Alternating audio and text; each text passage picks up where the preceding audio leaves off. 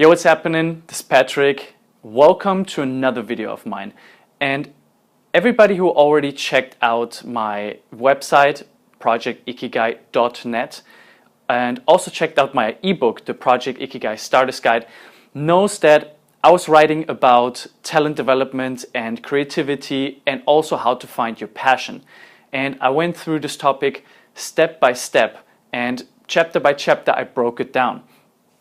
And with this video I want to start the first episode of my new video series, which is going to do basically the same thing. I will go into depth with what is passion about, how you've been misled by society, by school, by your parents to choose the wrong things, the wrong career path, the wrong whatever. And I'm going to show you how to unplug from that and ultimately how to reinterpret talent and passion and truly find what drives you.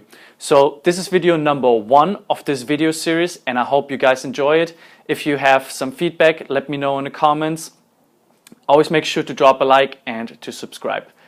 But without further ado, let's crack into this first video of the series.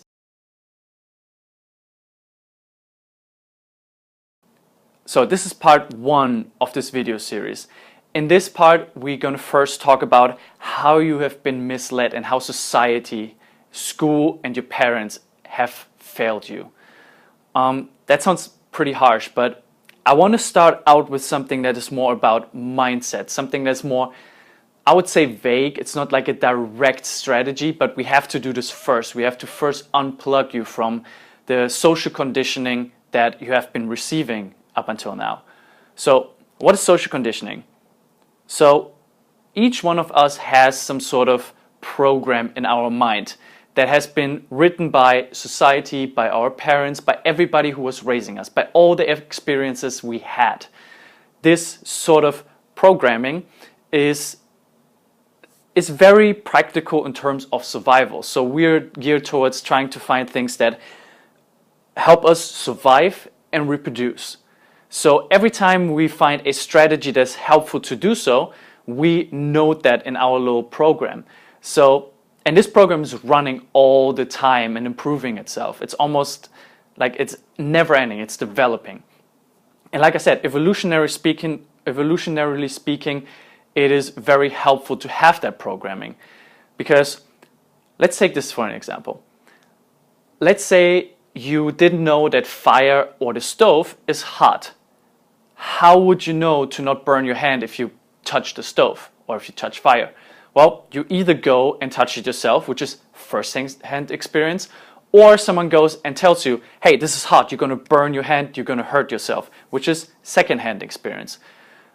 We receive both of them. Some of us, just like me for instance, we just said, well, I don't really trust what people tell me. So I started touching the stove, burned my hand, first-hand experience, no pun intended.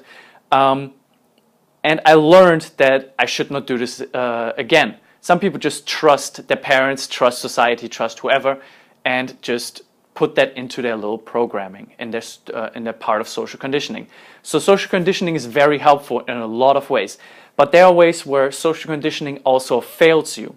And one of these things is, in school, we are taught a bunch of stuff.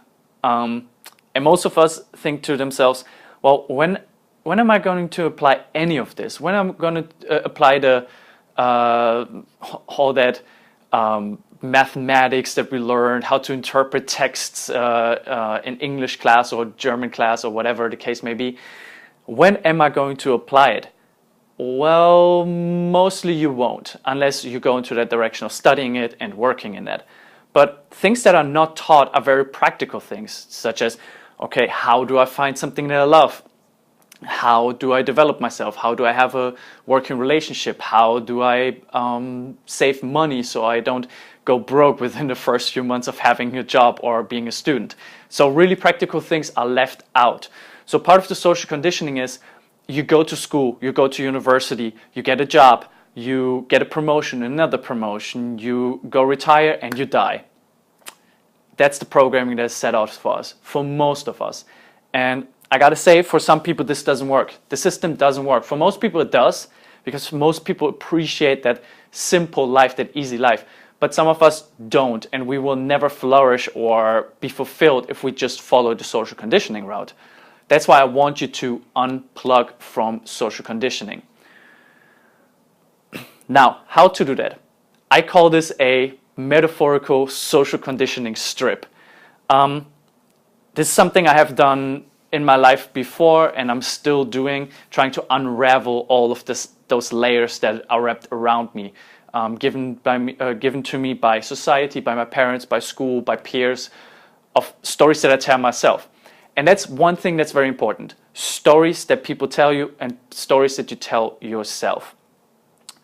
So most of you probably know NLP, neuro-linguistic programming.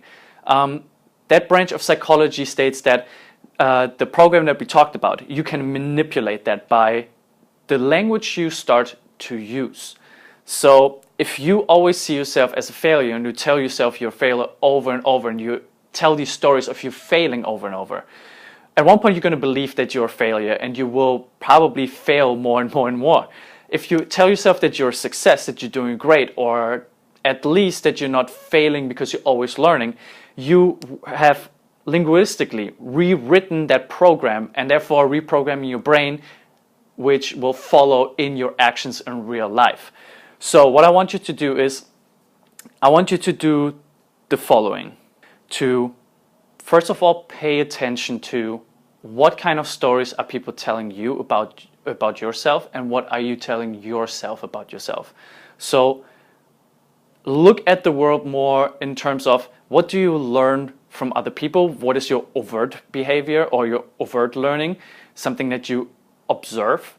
And also, what do you tell yourself? So if something happens, for instance, something doesn't go the way you want to, do you go and blame the circumstances? Do you blame yourself? Do you say, I'm stupid, I can't do it? Or do you interpret differently? So that's the first step I would take in my opinion. First, realize that your social conditioning has keeping you back your entire life.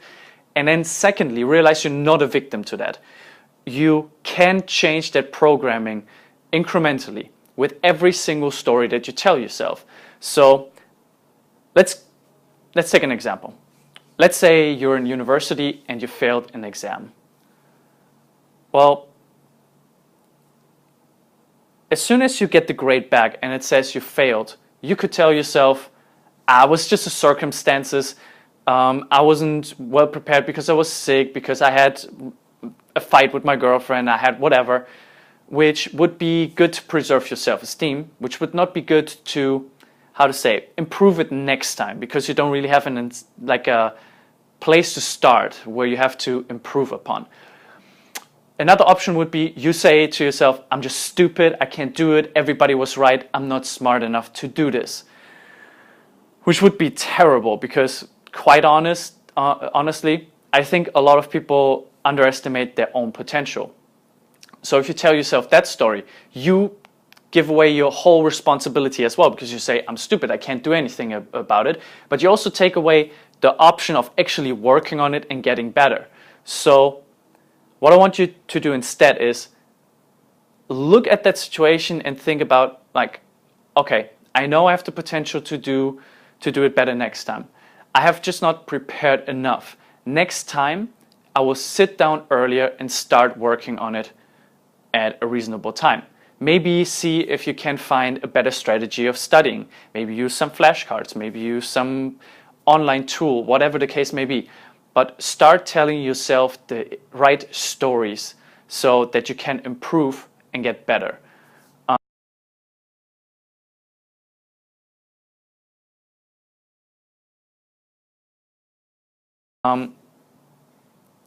And I'm telling you, with each of these stories, with each step of that, with using NLP, neuro-linguistic programming, you will realize that you can unravel these layers of social conditioning one after another. This was part 1 of this video series, which was more of a vague, more of a theoretical thing. You have some instructions what to do until next time, until we go into the next section of this video series. And I really want you to do that with everything. Just pay attention, because that's the first step in everything. What you can't measure, you can't change. Or what you can't measure, you can't manage, whatever you want to say. So do that as a first step, and I'm going to see you next time for part number 2. Again, if you like this video, make sure to drop it a like. If you're not yet subscribed, subscribe to my channel. And if you think it could help someone, share this video. And I'm going to see you guys in the next video, but until then, peace.